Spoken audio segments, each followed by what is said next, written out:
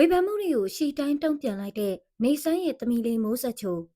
Miss Universe မြန်မာပြိုင်ပွဲမှာဖခင်ဖြစ်သူတရုတ်ဆောင်နေဆန်းနဲ့ရုပ်ချင်းဆင်လွန်းလို့ DNA စစ်စရာမလိုဘူးလို့တောင်တင်စားခံရတဲ့မိုးဆက်ချိုဟာပြိုင်ပွဲအတွင်းဝိတ်တက်လာပြီးခါတုံနေရကြောင်းဝေဖန်မှုအချို့နဲ့ရင်ဆိုင်ခဲ့ရပါတယ်။သူမတော့ဒီဝေဖန်မှုတွေပေါ်စိတ်မဆိုးပဲမိမိရဲ့ဖြစ်တည်မှုကိုအရှိတိုင်းချပြတာဖြစ်လို့မရှက်ဘူးဆိုကရင်ကျေးပြူငါစွာတုံ့ပြန်ခဲ့ပါတယ်။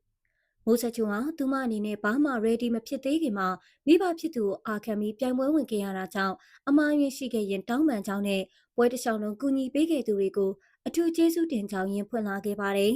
။ပရိသတ်ချုပ်ကတော့ဖခင်ဖြစ်သူရဲ့အရှိန်အဝါနဲ့ကာကွယ်ကိုမရရှာတဲ့မိန်းကလေးတယောက်မို့လူတွေကပို့ပြီးဝေဖန်ကြတာတဘာဝပါပဲလို့စာနာမိနေကြပါတယ်။ခနာကိုချိုးစားပူလိုက်ရင်မစ္စတယောက်ဖြစ်နိုင်တဲ့အရေးချင်းရှိသူတို့ချီးကျူးခံရတယ်လို့သူမရဲ့ပွင့်လင်းရိုးသားတဲ့စိတ်ထားကြောင့်လည်းအားပေးသူတွေတိုးလာခဲ့ပါတယ်။မိုးဆက်ချိုအနေနဲ့ဒီပြိုင်ပွဲဟာသူမအတွက်အတွေ့အကြုံကောင်းတစ်ခုဖြစ်ခဲ့တယ်လို့ရှေ့ဆက်မဲ့လန်ကီမှာလည်းအခုတက်ပိုးပြီးပြင်ဆင်မှုတွေနဲ့အတူတောက်ပလာမဲ့အလှမဲ့အတူဖြစ်လာမယ်လို့အားလုံးကမျှော်လင့်နေကြပါတယ်ရှင်။